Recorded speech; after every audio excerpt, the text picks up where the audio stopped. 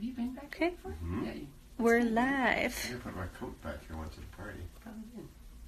Okay. I love this house. It's so far away. Good. Talk about living out here. Hello.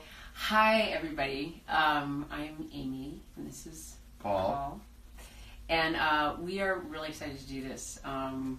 We like hanging out. We and we are so appreciative, truly appreciative. I mean, very in early days on private practice, we were talking about Twitter, and that morphed into Facebook, and that now it's Instagram. And however we connect with you guys, we are genuinely interested and excited to do that. So I think we'll talk. I'm going to interview Paul, and then I just found that out, by the way. So I'm not prepared. I don't know. And then you can. Well, it'll be a flow. Okay. It'll be like. I'm good. I'm good with being interviewed. By Charlie you. Rose By before you. he was a pedophile. Yeah, Okay. I can't. Okay. No. I'm not going to Matt Damon. I'm not going to Matt Damon. They're all. So. Before he was disgraced. I know. It's such a. I actually do want to talk to you about that. About Charlie Rose? About me too. About. Okay. Anyway, one of the reasons that we wanted to do this is because since private practice ended, and you all who watch the show don't get to see those friendships anymore, but we are actually friends. And this is, is it Violet Cooper? Is it Amy Paul? Who knows? Right. It just so that's what this is. So Paul, Yes. what are you up to, man? I just got here. Uh-huh. What am I up to? I mean, since private practice? Yeah. Oh man. Just to comment on what you were just saying now, whenever I meet private practice fans Who are incredible, by who the are way. amazing and still love the show and still Right. watch the show, and I love the idea that people go back to the beginning and Yeah. watch it, because there is such a huge arc to everything that happened on that show. But they always want to know if we're all still see one another, and it's so great to be able to say, yeah, Yes. all the time. And actually, this is not scripted. Shonda, if this was like Shonda dialogue, it'd be like, I'm so happy, so happy to see you, and let's eat cake, and put some cake on it, and, like all that beautiful Shonda talk. Right. Although what's beautiful about Shonda, creating with Shonda, at least on private practice, I can't speak to every show, but she always said she would write the script, and the characters were not real to her until they were cast. So I was Violet, and he was Cooper, and always will be Cooper. And she talks about that too, like that. And I think in a way that's why the fans pick up on that. Her, it's like the Sistine Chapel, like her breathing life into these people is the real deal. And one of her great skills, I think, was switching horses midstream. She would write for two people, or a group of people, but romantically two people, or friendship two people, and she wouldn't be feeling it, and she would move on. Yeah. She has to believe it. She has to buy it. And remember, even Addison, there were these, I think it was part of Addison's journey that there was a series of suitors, but it was that Shonda wasn't feeling the vibes until, she got Ben Brad in there. And it was, she did the same thing with us. There was I was definitely feeling the vibes. Although she hated his goatee. I remember that. She did? She said it made America sad. It didn't make me sad. I thought it was lovely. I loved his goatee. But with us, we were kind of romantic. Well, we were buddies. No, in the first episode of Private Practice, which was embedded in Grey's, and we essentially were in it.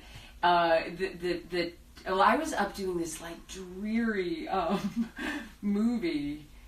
The script was dreary. It was with my good friend Maria Bello and Jason Patrick, but it was hard going. I had a very small part in it. It's called Downloading Nancy, but it was intense and grim, and so out of the blue, I get I don't know if I ever told you the story. So I literally land in Regina, Saskatchewan, not Regina. Regina. Okay. It's really, really cold. It's really bleak. I'm there for all of 6 days.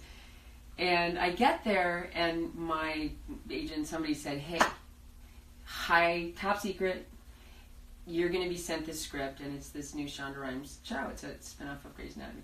Top secret, watermarked, top secret." I was like, okay. So we get it. I have to sign things. You have to sign things, I'm not going to show it around. Watermark, the whole deal.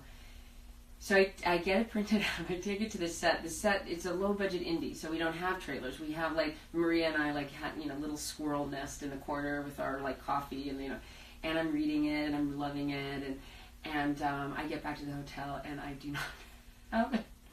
You left it? I can't. Oh my god. Oh my god. So I text the bro. I'm like, don't make a big deal of it. Find the script and burn it. But find the script and burn it.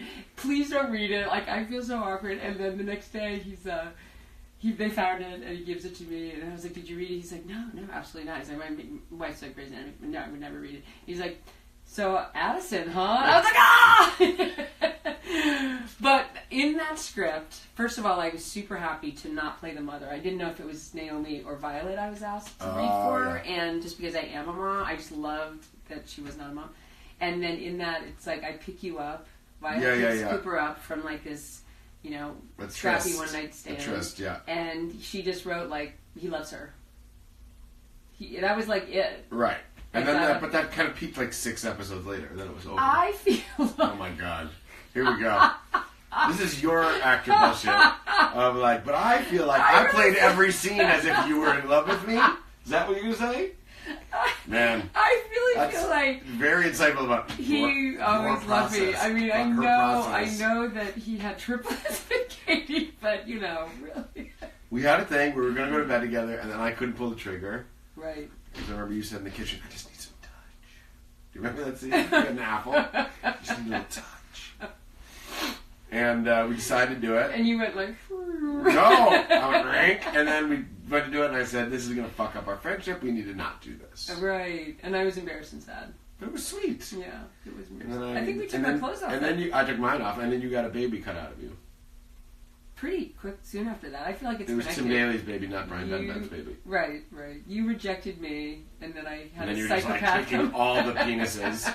You had all the babies in you. And it was like, they didn't know who it was. Because Brian Ben's penis plus Tim Daly's penis equals your penis. I needed to fulfill myself. That's behind the scenes stuff we shouldn't talk about. There you go. Anyway, what are you up to? So since then... I've worked on a number of shows and films, and I started writing, and we're writing together now. So tell me about, because I do think the transition from actor to writer, and in fact, I've never done what you're doing now, which is like, he is a showrunner on this amazing show called Imposters, and you act on it, but not a lot. It's not like you wrote it for yourself. No. So you truly, and you direct, and so you truly... We're not an actor conceiving it. And were you excited to do that? Yeah, it was by accident, which is sometimes the nicest way to do these things because it wasn't any pressure. I had directed for some private practices. Yeah, very well. Thank you. And I was then on a show called Girlfriend's Guide to Divorce that Marty Noxon, who was our private practice showrunner for a few episodes, or the first season, created. And I was a recurring role on that, and then she knew that I had... Do you know Steve Pink? Do you know my friend Steve Pink from Chicago? Yeah. He's a writer, wrote High Fidelity, and Crush My Blank, and a bunch of great movies. He and I wrote a script, a pilot, that we sold, but nothing ever happened. They never made it. Marty knew that I had written that, and we were goofing around, and I just kept pitching ideas, because we wrote, sometimes with pilots, especially when you get into the heavy scenes, the creator's there and it's an open situation, you'll talk about ideas and I was constantly pitching stuff to her, and then we were at a Super Bowl party. But you were still just an actor. Yeah. Super Bowl party, and she made some joke about my character having an inappropriately young girlfriend, and I pitched a joke about what they could say to one another, which I thought was funny. Where they both go, "What's your favorite movie?" I said, "What's your favorite movie?" "It's 2 words. Mine's 2 words too. First word is," and they go, "Mean." My first word is mean too, and we both go 1, 2, 3, and I go, "Mean Streets," and she goes, "Mean Girls." And so that was so brilliant that Marty said, anybody can make it in Hollywood. Really, that's it. That's all you need is a stupid joke. Marty said, like, would you want to write an episode of the show? And I said, "Oh my God, yeah, of course. Are you serious?" Yeah. She said, "Yeah, so come to the writer's room." And I'd never been in a writer's room before, which is what happens when somebody has an idea for a show. They write the pilot. This is traditionally. And then they're like, okay, now we need 20 more episodes of this. And you hire writers and you go into a room and you put up the whiteboard and you start pitching ideas, and people, they run their rooms, and then people go off and write scripts, and they run different ways. But I'd never been in a writer's room before, and I found that really fun. Oh my God, it's really fun.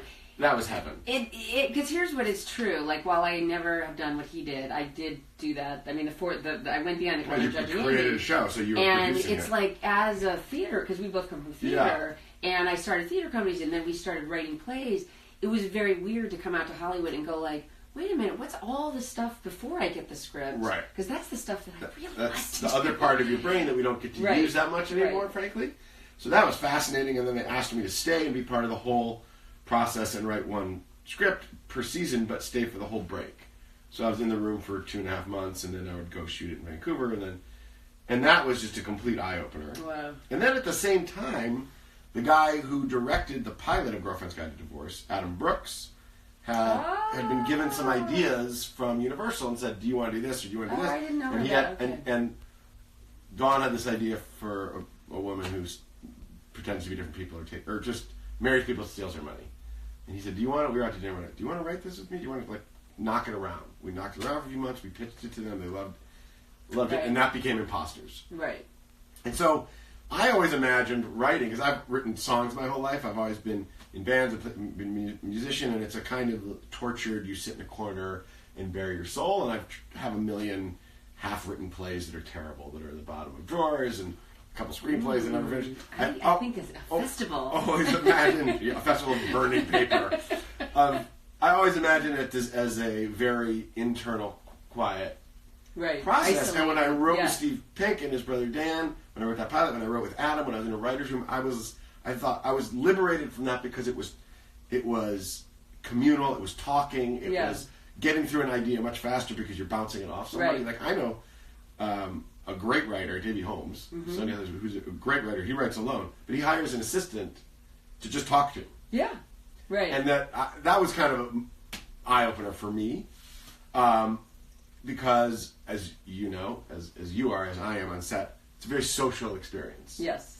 Acting is a very social experience, whether you're in a play. And collaborative, it's shared. And very collaborative and shared. And writing always felt more separate from that, but I was wrong, I think. And so seeing a writer's room and then working with Adam and then building our own writer's room, and we're in the second season of Imposters now, and getting to create it from the top down was both an incredibly fun but also very, very challenging. But then, for instance, directing, when I went to direct Imposters, it was such a... imagine what it's like directing a film that you've written. I hadn't written that specific episode, I'd broken it, but when you direct Private Practice, you were thinking, what does Shonda want here? Right. As you should be. Right. I mean, it's really a writer-producer's medium. Yes. Television, right? You don't want to... You see the directors that come in, they're like, this is going to be like The Godfather this episode. And you think, that's not what the show is. You're never going to get hired here again. Right.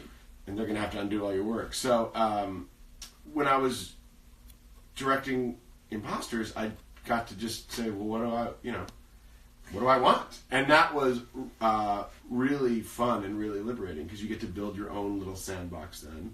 And Universal and Bravo have been incredible in giving us a very long leash in terms of letting it be very cinematic and telling it visually and not getting up in there. I love... Did I say anything just now? Yeah. I know I was talking a lot. Okay. I love many things are interesting to me. First of all, Imposters is a great show, and I think what you do beautifully is have style and wit and pace and big concept, but rooted. Yeah. Somehow, like, the archetype is comes through. It's like, oh, I relate to that relationship, even though it's completely, fanciful and, Right. One of the fun things, again, about, I don't know, you can do this yourself, but that we were good about managing ourselves in was we would always say, and we're talking about this with what we're writing now, is, okay, what is this about? What is this about? Right. And why? Right. Okay, a con artist story. There's so many con artist stories in American film. Like, why is that? What about it speaks to us? And why do we want to talk about that now? Identity and how we can invent ourselves. We talked a lot about how on Instagram and Twitter and Facebook, you can just invent yourself now. Yep. And that we're always kind of presenting this thing to the world. Now every day we get up and we kind of have a persona that we put on. Well, how do you talk about that without talking about it directly and Without and being still make Mark Bergman. exactly. Persona. Who am I? Who are you? Right, where you could actually get to play Right. with those Yeah. ideas.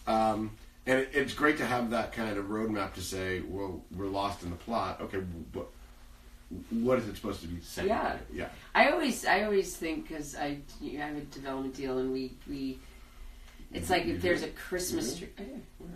Yes, yeah. This isn't going on. It's a Christmas tree where you can hang all the ornaments, right? So it's Yeah. like, it's a sturdy structure, and you can talk about parenthood, or you can talk about politics. Right. But you can kind of nestle it in there. I think what gets really addicting is the God thing of like there was nothing and now there's something. And I think as actors we have an amazing job.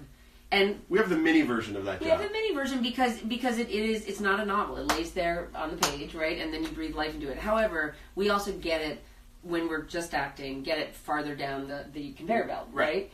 I mean, I had a moment last year where we had Brian Benben is also on Imposters, and he's amazing.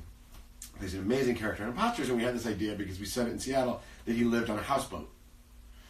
So we scouted houseboats and did Yeah. this amazing production designer named Jeffrey Pratt Gordon. And I remember walking onto our stages in Vancouver, and they built a fucking boat. And I turned to Adam, and I was like, dude, we just can't. I said houseboat, and now there is this unbelievable boat that they built a boat. They built it oversized so they can fly this off and put the camera in it. And I thought, well, that is. You see how people become. Oh yeah, that cherry broccoli. You got me like how Apocalypse Now happens. You're like, move the village that way because you come up with an idea and then you walk and there's 300 brilliant people. 300 billion Yeah. people making it come true. Yeah. Do you like this color or this color? Do you like I this had chair or one this of chair? one of my It's so favorite fun. little I'll always hold it in my heart moments. Oh, in a few minutes. Yeah. Yeah, you guys want to take questions? Yeah, I want to say one more story. Yeah, go for it. And then it'll take Yeah. 10 minutes. Give me all the questions. Similar when I created Judging Amy, and I said that, and I basically based it on the court where my mom. It was very specific to me, and we did the pilot, and the pilot was on location, and who knows if it's going to be picked up, and blah blah blah. And then it was, and then say like they built. Where'd you shoot it in Washington? Yeah, all here, Oh, yeah. but practicals. Oh, I see. But then when I went on Paramount, and there was this enormous. I was like, and I remember, and it was. I swear to you, the very first day of shooting, and I came in sort of the back way, and I just tears were welling up, and a security guard was like, "Can I help you?" The extras go. Nice. And I was like, "Thank you so much." Like there was nothing in me that wanted to go. Like it came out of my head because it was such a. It's Because overwhelming. I was a worker among workers, Then Also it was feels like a big responsibility. right, and it is, and you work like a dog, and I never really want to do it again. Okay, right. let's take some questions. Let's do it. All right, let's flip that around. Okay. You guys. Go for it. Okay, we are. Okay. What's the best part of your job? Ooh, what's the best part of the job? I mean, I think the best part of the job is performing, getting to play dress up for a living. And the people. I mean, I Oh, would say. wow, The people. okay. Oh, look, okay. Now I can My see. hair's Okay. weird. All right. I look weird too. Okay. Favorite thing about Katie Strickland? Oh my gosh, just the most fun. Just Fun. Just fun. Fearless and fun. generous. And body. Can you say hi to Brazil? Hi, Brazil. All right. I Whoop. love you, Amy. Okay. Hugs from Portugal. Ooh, what are we writing together? writing together? Not allowed to say yet. We're not allowed to say yet. Are you guys going to have a private practice trip again? We do like to travel. We do. We had a great time in Spain. Someone needs to get married. Somebody needs to get married. That was would you like to be on a... Oh, Like my arms are longer. Jesus, that's so nice. What's the first thing you do in the morning? Me? Coffee. There's something in the bathroom. Okay. What's your favorite Kiss kid. film Kiss kid, performance drink coffee. from another actor? What's your favorite film performance from Ever? another actor? That's big. Favorite film performance Yeah. ever? Oh my god. I don't know. I can't. I'm blanking. This is not ever, but Okay. I can't get enough of that Saoirse Ronan in anything she Oh, does. yeah, I love I love Lady her. Bird. I I haven't love seen Lady Brooklyn. Bird yet. Oh my god, I've seen it twice. I love can't her. I stop love her it. in Hannah. I love that movie, Hannah. What is your favorite scene together in private practice? Oh, I like that one in the closet. The Remember that closet. one? Alison Liddy Brown directed? Yep, and the bathtub. The Oh, the stone. bathtub. It might be the That was bathtub. a genuinely. Look at. I'm not in the frame. That's right. Okay. God, Brazil is really okay. Yeah, Brazil's Paul, amazing. what was it like to do Prison Break? So much fun because at that point I'd never really gotten to play a bad guy before, and getting to play on that show and be a bad guy was so fun because you have all the power in every single scene. Oh, you you're have the to do it. villain. Yeah, the powerful villain. Right. It was really fun. Oh, that's so nice. It was a great group of people too.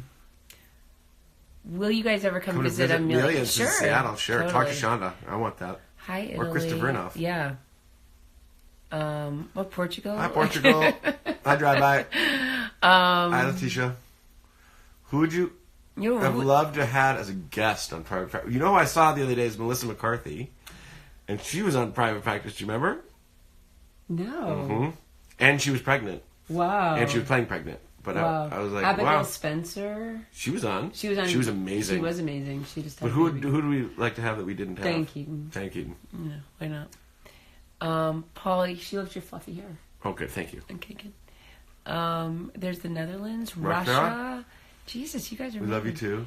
Do I miss working with KD? I do Yes. miss Kate. Yeah, She's on that amazing show. I haven't. Shut Eye. It's really cool. Yeah, I bet she's Also amazing. very noiry. Sex. Iran. Say hi to Iran. Hi, Iran. Hi, West Virginia. Hi, West Virginia. That's where my mom's from. Okay, these are questions, though. Yeah, you questions. guys. Just push question marks Yeah. at the end of them, like Canada. Okay.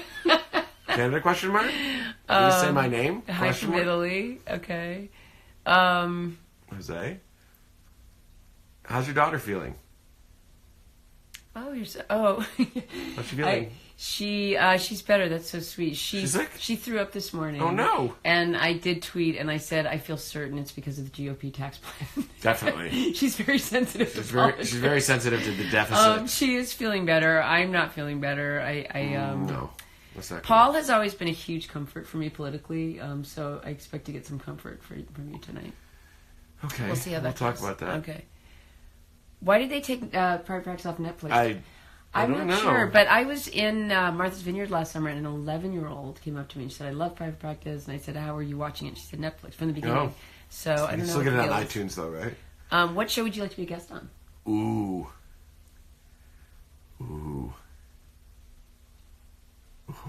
Right now? Oh, man, there's so many good shows on. I don't know, can I be on Handmaid's Tale? That'd be weird. Sure, you can be a Handmaid. Okay. Okay. Handmaid's Tale. I would. My new favorite thing is Marvelous Mrs. Maisel. Oh, I seen haven't that? watched it. I'd like to be I on love that, her. and I'd like to be a Demi Gordon on, Stranger Things. Oh, on Stranger Things. Okay. All right. Do you guys get to see Tim Daly watch him on Madison? I do watch Madam Secretary, You but I've do? not seen Tim in a while. Right, I haven't seen Tim. He's a grandpa. I know. I know. Sam had a baby. I saw Tyne, actually. Oh, you did? If you were an animal, what would you be? A moose. A dog moose? A moose. I would be a moose. Why? That's just what I've been told. I mean, that's not... Did somebody else tell you? Yeah, somebody's told me. Oh, you're like a moose. You're like a moose in tap shoes. That's what she Really? said. That's Really? what Laura said, yeah. Oh, I can tell I was an intimate person. Okay. Hi. Do I like Taylor Swift? I do like Taylor Swift. My daughter loves Taylor Swift. I saw Taylor Swift in concert, and You did? Yes, I did. What tour? The big one. 1989? I do like Taylor Swift. I wasn't crazy about her last song. No, I'm not It talking felt about really too. kind of whiny and didn't feel like she's a bigger spirit than that. Frankly. Then what? Like Taylor's dead. And now I'm a badass. Well, I don't mind her being a badass. It was just like vengeful and Why are we so cool? I Yes, we love Beyonce. I She's love our queen. Beyonce, totally.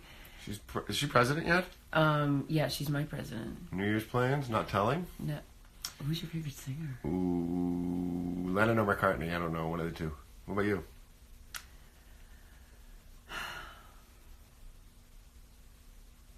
Singer or composer? Singer. My arms are getting tired.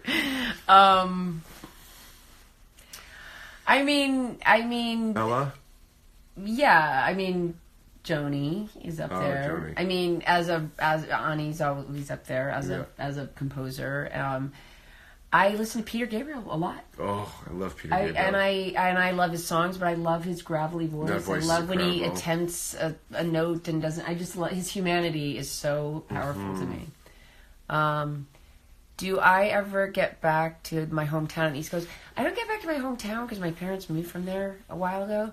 I do go back east a lot because, talk about your new project. We're making a perfume. It's called Boyfriend. It's called Boyfriends. It's called Boyfriend. It's called Boyfriends. Friends of my boyfriend. We're doing candles and we're doing billionaire boyfriends of my boyfriend. It's like Randy Gerber. We're doing like Friends Without Benefits. 21 Savage. Okay. Okay. All right. Okay. Oh, okay. It's also spelled it poorly. Okay. Adopt you? No, we can't adopt you. We're funny. Okay. Wow, but the lighting is really good right now. It is? All right. Terrible. Any goals for 2018? Yes, we're writing something. We need to finish it. We are writing something, and I am going to write a book. I'm just going to say it out loud. You're writing a book? I am. Okay, we have to talk about that, our schedule. I know, okay. Are you best friends? Is it a memoir? Yeah. Is it? Yeah. Nice. That's what I'm going to do. Oh, good. How do you practice self-care? That's an excellent question. Meditate? Gym? Drink? Friends? Occasional bourbon? Yeah. Meditate, a lot of exercise, and what's your exercise these days? I'm doing we're doing this beat bike cycle thing. Oh yeah? Yeah, that's sort of like a soul cycling thing, hot yoga. But you go to a place? Go to a place. Mm-hmm. Yeah, we go to a place. I feel like we have like 2 more minutes. Okay. Okay, what do you want to talk about? Cannabis. No comment. No comment. Worship cannabis. Leftovers. Yeah. Did you? Oh, yeah. You favorite drink? What's your favorite drink? Alcohol or non-alcohol? Yeah, alcohol or alcohol. Well, just let's say. Oh, wine for sure. Wine? I can't do beer anymore because of all the bourbon, hoppy, stuffy bourbon. Favorite scene with Kate or Audra? There's a lot. We had some good stuff with Audra. Usually because she was just so funny. Yeah, I mean, Audra is... Those kitchen scenes, Audra's amazing in everything she does. However, it's the in-between. I still look at those gag reels, and they're funny. They're really funny. Wow, what's happening there? She would sing, that's just people loving us. Wow. It's a lot of love. It's like smoke love. Okay. I do like Demi Lovato. I really like Pink. I like Pink too. And have you listened to the new Beck album is also worth listening to. The new Beck album? Well, ish. Yeah. Not Morning Phase. No, there's another one. Okay. All right, I am going to. I think we gotta go. We're gonna go work. Okay, we're gonna go work. This has been so great. Thank you guys. Too close. All right, we love you. We love you guys. Thank you so much for tuning in. Bye. Happy holidays. Happy holidays. Safe and happy. Bye. Famous, right?